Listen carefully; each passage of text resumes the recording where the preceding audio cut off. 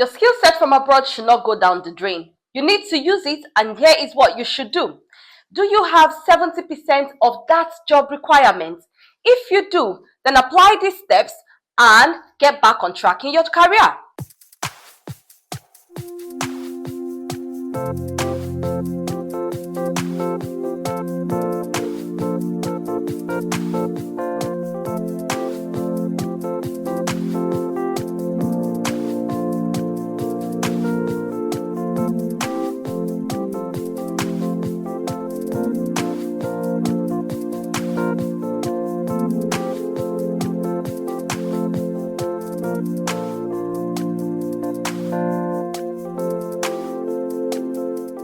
Moving abroad is a big step and it requires a lot of mental tenacity, especially if you have acquired experience from where you're coming from or if you have had an established career pathway. Yes, it can be so frustrating, to almost want to start your life again, especially your career life again. In today's video, I will list 4 steps that you should do when you are about to migrate or when you have migrated to help that job transition seamless. I bet you will love this. I didn't learn this earlier because if I'd learned this earlier, I would have been able to transition quickly into that position. The first thing you need to do is to check your career compatibility in that country you have just migrated to. And you may ask, how do I check my career compatibility? You can check your career compatibility by taking a skills assessment, or you can do that manually by scanning through job portals to see the job or the roles in your field that you can easily apply into with very little or minimal rejections. Now, when you're doing that, you start by looking at what are the transferable skills that I have that I can quickly bring to the table. Secondly, you'll be checking what are employers looking for. Yes, there is something they're looking for, and unless you know what they're looking for, you won't be able to bridge that gap and quickly get into the job market. Also, you want to be checking what are the similarities in both labor markets. Is it the way the job roles are titled? Is it the skills that they require? And how am I going to do that? Then the most important is to check the gaps that you have. So you want to check what those gaps are, then start looking for those roles that you can easily transfer your skills into and get into. Once you are able to do that, you need to be mindful that sometimes job roles and job titles may differ. So you might have a certain job title from where you've migrated from, and it's quite different from there, and that's why you need to do all of those steps. So check that you have the right or check for equivalent jobs that you can easily transfer your skills and experience to.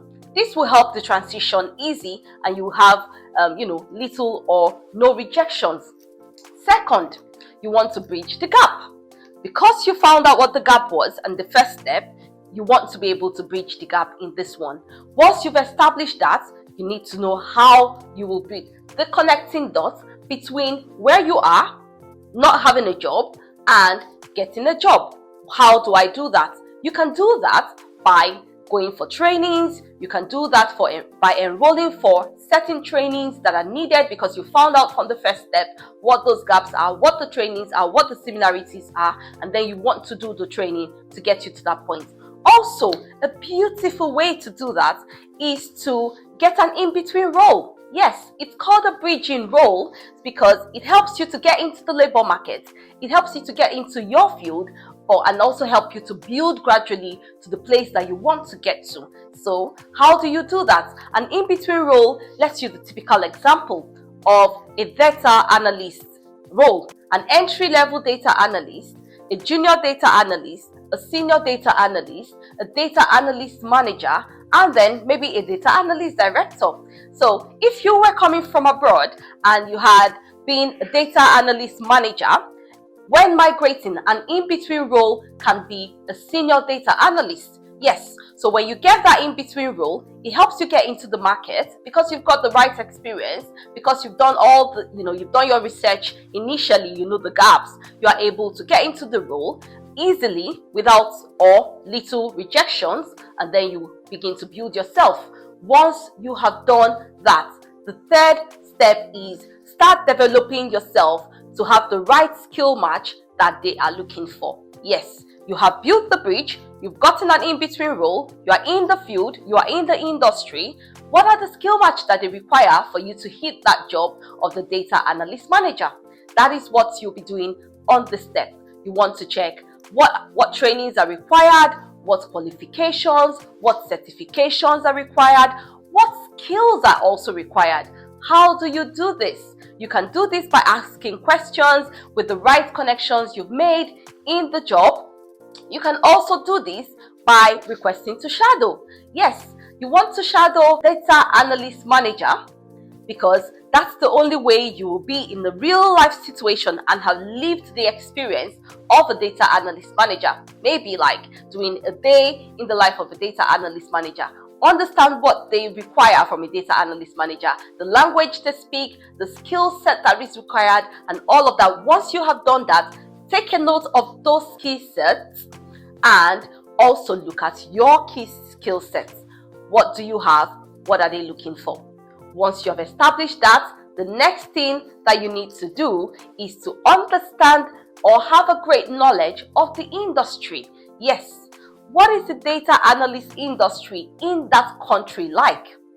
That is what you want to look for. You want to do that. Is there a professional body that you need to enroll in? Yeah, then go ahead and enroll in it. Is there a certification that you need to acquire? What are you waiting for? Go acquire that certification. Remember, keep your eyes on the ball. Keep your eyes on the ball and ensure that you get what you're looking for. So, how do you do that? Ask questions, attend professional body meetings, because you're going to meet like minds, you're going to discuss with people, it's going to create that great connection for you. Also, manually, you can be checking job descriptions, you can be checking vacancies that have gone out to adverts, and you can check in what skills are they looking for. Are they looking for this qualification? Are they looking for this certification? Once you have that full knowledge and you have built yourself, start doing them. You want to start doing them. You want to do that training. You want to get that qualification. You want to do all of that. Once you've acquired all of this, it is a process. It doesn't happen in one day. So don't think you're going to start all the research and in 3 days or in 5 days or in 1 week, you'll get the job. No, it takes a process, but it is you putting your eyes on that goal that helps you to achieve it. The last thing that you need to do, you've got everything that is needed. You've got the skill sets, you understand the gap, you've got the right knowledge of the industry. What are you waiting for? Start applying for the job. Yes, start applying for the job. Don't wait until you've done 3 years on your current role, maybe 12 months, maybe 18 months, but start applying for the job. Bring yourself out there. If you don't take this step, everything will remain in your head. Yes, it will remain in your head and you will not get that job. So you need to take this step, because as much as it is the last step, it is the biggest step that you have to take. You have to bring yourself out there to be able to get that job. You just have to be there. Now that we've learned all of this and we've taken this step, when you're about to migrate, or even if you have migrated, don't think it's too late. Start following these steps now and you'll be able to land your dream job before you know it. Let's quickly recap on the steps again, should you have forgotten about it. The first is check your career compatibility in that country that you have migrated to. Secondly, once you've checked your career compatibility, you know the gaps, you know everything, bridge the gap. How do you bridge the gap? You bridge the gap by either doing the trainings or getting an in-between role. Once you've done that, begin to build yourself, understand the skill set that is required and begin to build yourself to get that skill set, right, to match that job. Lastly, get to know about the industry, the field, what is required of somebody that's its job holder, because that's the job that you're looking for. And the last, it's not one of my steps, but I usually like to say it, put yourself out there. Put yourself out there and get the job. Yeah.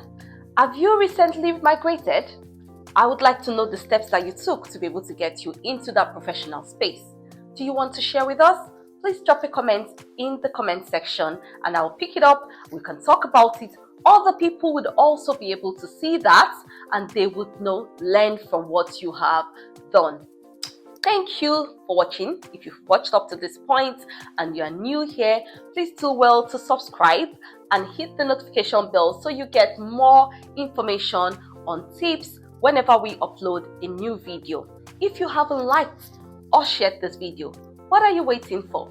Please like and share. You might just be helping somebody get that job. Until we meet again, bye.